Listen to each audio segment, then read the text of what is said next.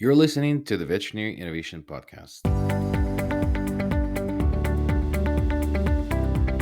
You're listening to the Veterinary Innovation Podcast. My name is Shawn Wilkie, and along with my awesome co-host, we interview the innovators in the space.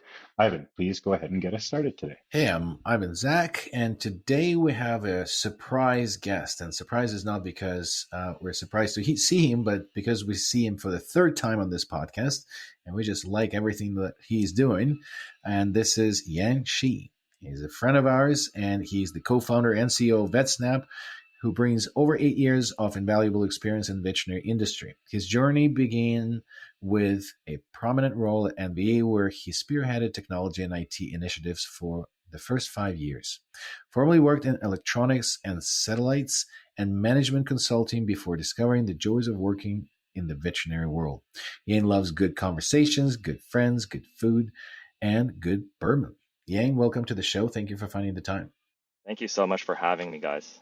Really I think appreciate you're being I here. think you're the third best person in the world for this podcast. You have more experience than anybody else other than me and Ivan. So it's really good to have you here. Thank you. So awesome. So Ying, what's new with VetStap? What's give us the update? So, yeah, it's been a little bit over 2 years now, right? We went into the market January of 2022. It's been very humbling and also very fantastic, just the amount of traction we've had. We've now crossed the barrier. I think we have over 1,000 customers now. We have done countless webinars, educational webinars, to further the awareness of the importance of compliance. Our team's growing. We have more engineers than before. And I'm very excited today to be with you guys because I think you're going to be the first that we're sharing about VetSnap lockers. So we are getting into the space of physical inventory control. We've always been in the software space, and we've had so many customers ask us, "What can you do for us in terms of helping us control our control drugs?" So I hope I get a chance to give a little bit of a preview there as well, and looking forward to having people visit us at VMX to get a glimpse, a sneak peek. That's so exciting. You've gone from a software business to a hardware business. I've got 150 questions. I'll start with one. Um, Besides customer demand, what made you want to be in the hardware business? That's a scary business for a software guy. Yeah, it's fascinating. So like you read my bio. So I started off my career after college in the hardware slash embedded systems business. So very much aware of the dangers of doing any kind of foray into hardware. I mean, the development cycles, the amount of capital you have to deploy just to get like a first draft version out is insane. Like we would be bankrupt within the month of trying to do something like that. However, we are not getting into hardware. We can dive into a little bit deeper later if we want. We're not getting into hardware the way that I think people expect us to get into hardware. We are not making our own hardware. We are finding a solution that fits within. And if you recall, our whole philosophy of VetSnap is about not disrupting the hospital flow, but trying to enhance it, automate it, make it easier for people to stay compliant within their current processes. We are partnering with third-party hardware vendors in order to create points of control, points of access for their existing locked cabinets, places where they're keeping their controlled drugs. So, when I say we're getting to hardware, we are not personally getting to hardware. We're developing the software that's going to unlock, no pun intended, the ability for our hospitals to control their controlled drugs. Can you walk us through what is that going to look like, or is it too early to uncover the secret sauce? Like, what is going to the workflow going to look like, and what the Yeah. vet is going to experience? Yeah, I mean it's a little bit early because we're just getting into the initial pilot stages coming up in a month or two. But we believe the way we're going to do it is if you think about an existing hospital and where folks might have, one or two keys that they carry around them in order to lock up their controlled drugs, where we are getting into it is we are replacing that access point with a smart lock, a smart device that allows the hospital manager to provide controlled access to any number of folks that they want to give access. Now, this could be by, permissions by roles. This could be permissions set to specific locations in the hospitals. And no longer are they worried about, like they're doing this trade-off. Should I leave my key near there so if someone needs to access it, they can? But then you lose control of who actually touched your control drugs. And then you forget to bring forget to leave your key when you leave at the end of the day. So someone's asking for your key and you got to turn around and drive back. We're creating a way to control access by controlling who has access to those keys at the hospital. Does that make sense? Yeah, I know it's very kind of like no, it's abstract, totally and makes sense. we were learning. The secret sauce is we're learning. The, We're going to see how it works at the hospital. We're going to evolve our software to that. so immediately I start, when you're talking about this particular workflow, I start thinking about the lock cabinets that are available on the market. Is this something that you're thinking of improving with the software plus the smart lock? And is there going to be an easier access to it? Different price point? What do you see yourself optimizing over those? And can I add a little piece on the end there? And what does it look like? Is it just a smart lock to an existing cabinet? Are you partnering with smart lock companies? Are you partnering with cabinet companies? Like, give us a little bit more. Yeah, we're partnering with a third-party integrator that's going to allow us access to select a variety. Like, there's thousands of options out there in terms of access control, and we've picked what we prefer. There's probably going to be 3 or 4 different varieties. We started off with if you're familiar with like an Airbnb key lock, where like you keep the key inside it's almost like when your realtor goes somewhere and they need to open up a house, there's like a key lock somewhere. We're starting with that because it's the most flexible. It takes the least amount of change. And then we're going to expand into door locks and then also into a safe, like an actual safe that can be open and closed. So we are partnering with third party and we can access like literally thousands, and they're doing all the hard work of ensuring the integration to the hardware is done well, right? Because that's actually another huge component that requires a lot of engineering effort. Shawn, does that answer your question? Yeah, it totally does. And I think where I was going with it, I think I really, really like the Airbnb example because I think it's one that a lot of our listeners will be able to relate to and probably in the hospital as well. And so with Airbnb, I know that they have integrated, locks where every time a guest Mm-hmm. arrives or Yeah, is books a booking, they get a unique right. code, and then that unique Yep. code's tied to them. So these codes that you'll generate, I'm guessing in VetSnap, will then sync to a connected smart lock, and then you'll Yes. have a log of when Yes. somebody opened the door Yes. or the container, and then that Yes. information will be shared back into your platform. It doesn't fix Yes. all of the issues, but it fixes a big one, right? It doesn't know exactly what drug was taken out of the controlled drug locker, um, Yes. but I would imagine it gives you a lot more visibility and a lot more transparency.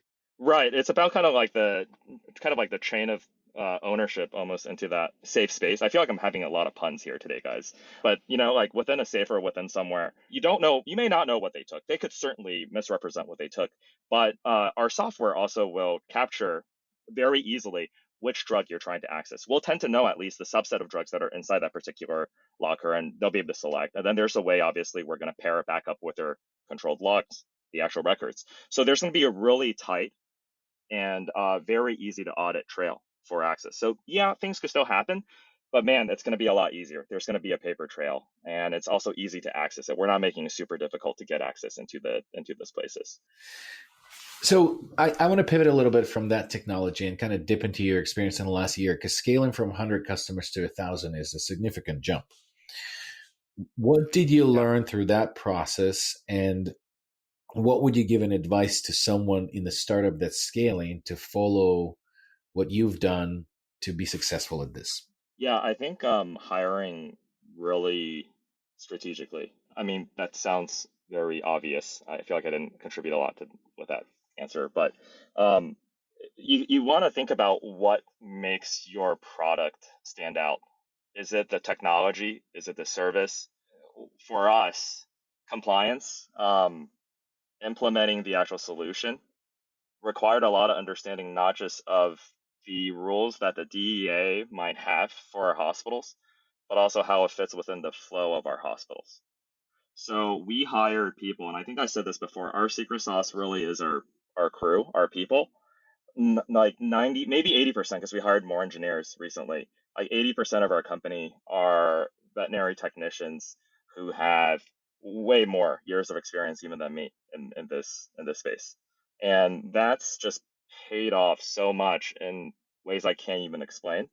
just trust me, you want to have some folks there. It's almost like the whole rule of you want to eat your own dog food, right? When you're doing development. Well, you have a whole team of folks that are eating your dog food all the time. They know what's going on. When they talk with your customers, they also know what the customers are going through. Our customers feel heard. It's just all kinds of goodness comes from that. And that's really just kind of helped the scale because that's the one thing, adaptability, right? Like you have folks that can help you adapt and grow. It's just been really key for us. The other thing is we learned to just like think a year and a half in advance, not super far in advance, but like a year and a half. Because every year we tend to like rethink about where we are. And I feel like we evolve almost every half a year. But as we're planning for any of our processes and our systems, we're always thinking about a year and a half in advance. So worst case scenario, we start looking at our systems, looking at our people, saying like, ooh, we need a change. We're not already run, we haven't already run out of runway.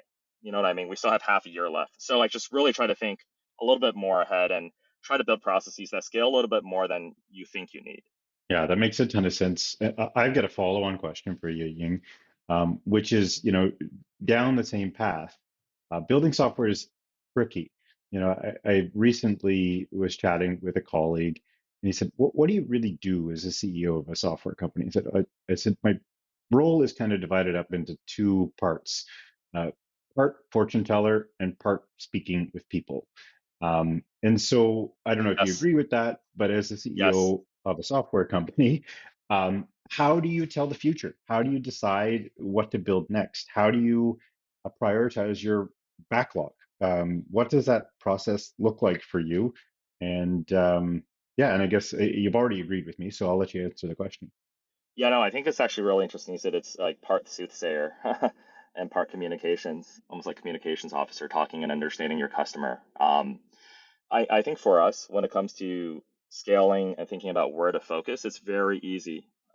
It's a very simple answer. It's very easy to get distracted, and it's very dangerous to get distracted.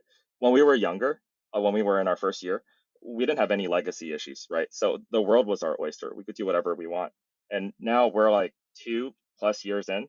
We have 1,000 hospitals that we might need to take care of on top of new products we want to launch, and it's quite challenging for us, and I can't speak for everybody, is you pick 2 or 3 factors that you want to use to judge any new feature or any kind of feature request. For us, we kind of think about it as compliance, number one. If we see anything that's an opportunity for improvement and it significantly impacts our ability to further compliance or fix a compliance issue, that has like a pretty high weighting in our system. The other is user feedback, right? Like think about friction, lean operations. You think about how people are touching your software, how they're using your software in the hospital flow, where they're doing double entry, where they're spending a lot of wasted effort. So we think about what's not elegant or rough with our system, and we try to fix it that way. So that's like the second way to prioritize. And then the third, obviously, running a software company is complexity of execution, right? So like we do some basic t-shirt sizing with, it's myself. We're still very tight knit when it comes to product management. It's still myself and the CTO, right? So like we'll like get his input on like I think that's like a small, medium, or large t-shirt size effort. And between those three things, we try to like figure out where our next sprint should go. And that's kind of how we deal with the day-to-day, almost the operational improvements. The soothsayer part that you're talking about, seeing what's in the future, I feel like part of it is like making the future. You have to have an opinion. I mean, you're not telling the future as if the future is going to happen on its own. I think you're making the future happen, and you have to have conviction, right? Like clearly you can tell whether I'm right or wrong. I have a huge conviction in the fact that we must somehow solve people's problems. Where like larger solutions, the larger automatic dispensing machines, the vending machines that are inside our hospitals can't solve, right? Like they're too big, they're too hard to learn, or too hard to manage, too expensive. We must solve that somehow. We must further our compliance mission that way. So yeah, it's a little bit of soothsaying and then a little bit of making the future happen. So you mentioned that you dedicate a lot of time to webinars and to education of the customers. How much do you think that works as a marketing driver?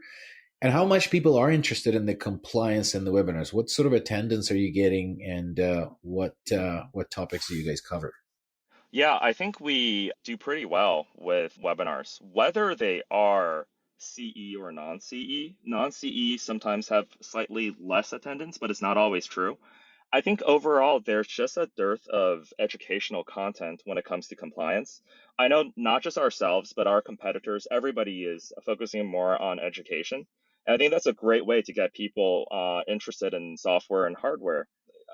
We also we dabble a little bit into the human space. There's a few human clients we serve totally as a, something of slight interest to us. We try to observe what they do there. And the awareness and knowledge around compliance for my human clients, the human clinics, is just so different compared to what I'm seeing, what I saw maybe 2 years ago in the veterinary space. And as we continue to provide educational content, I think that this is my personal feeling. People care more about compliance today than when we first started 2 years ago. And I also feel like corporations have that interest level has grown even faster than independent hospitals. And I think that's driven a lot of our deals. And it's a fantastic way to gain customers, whether you're in compliance or otherwise. I think education is the best way to grow your sales pipeline.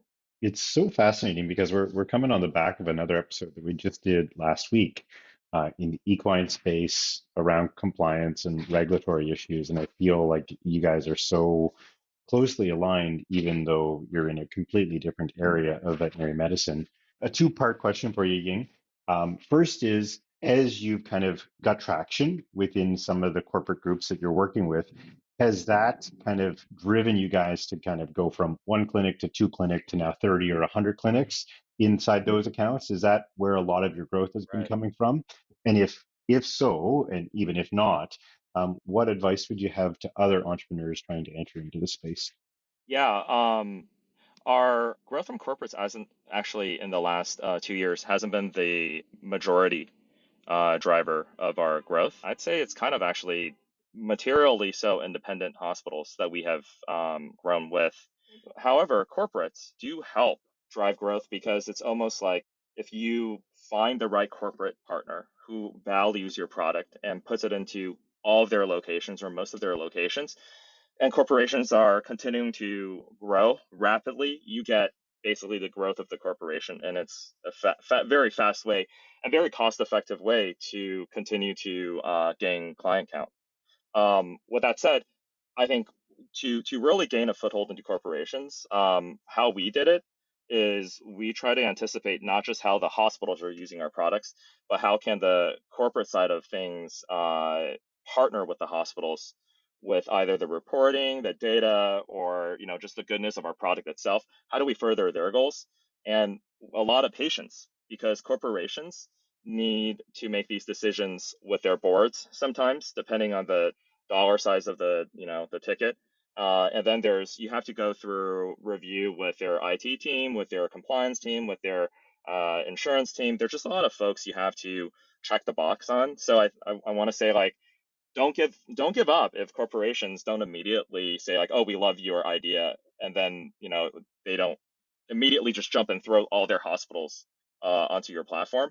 Have some patience with them and really engage with them. It takes talking with a lot of people, but over time, I think if you believe in your product and it's a good product, and you pay attention to corporates and you have met their needs, not just the hospitals, but their corporate operational needs, I think that's a great way to grow your client count. Corporations are extremely important to us, and I'd say this year it's going to make up a material part of our growth that we're expecting. This is awesome, Yang. Congratulations on all the success to date. It's a great space to be in, just like a previous guest we had who was in the compliance space. I think it's a great motivator and a part of the sales process. When you are aligned with the law, with your product, it makes it easier to sell it. So congratulations on tapping into the right niche, right market. And as usual, we ask two questions at the end of our episode. The question number one: is there another book since the last time that you can recommend to us and our listeners to read on and to get inspiration like you did from? I did not have time. I saw that question. I was like, I'm embarrassed. I did not have time to read a lot of books this year. I did have time to watch some movies while on the airplane or in between meetings. And if that's okay, for me, I'll just share the movie that's been very inspirational, if it's that. and it's Cloud Atlas, and it's just like a weird movie about many different generations of stories of people and how their lives intertwine. And it talks about basically how history doesn't really repeat itself, but history We'll rhymes. take it. You'll take it? Yeah. We'll take it. And the Um, soundtrack's great. Sounds Soundtrack's great, great. Yang. So, last question. Another innovator, somebody in the space doing interesting things that you think we should have on the show. Yeah, I don't know if last time I mentioned Dean. He's the CEO and founder of VetVet. If not, you should check him out. He's done some interesting stuff. You know, his product used to be in the text messaging, I think, automation space, and then I think it kind of like pivoted over to something new. So it might be interesting to see a entrepreneur in our space and how they pivoted like completely their business model. We only kind of did a slight pivot. We didn't completely change our business model. So he's interesting. And then Colleen Ellis is also a very interesting person to speak with. I've known her for quite a while. I think she's a senior executive at IAHPC. I don't know if I got the acronym right, but it's the International Animal kind of like Hospice and End of Life organization. And she's like a really fantastic person to just chat with. She's very interesting. Thank you so much for listening to the Veterinary Innovation Podcast. If you want to hear about our new episodes, please follow us on any social media channel. Also, you can check out our website at veterinaryinnovationpodcast.com. See you next week.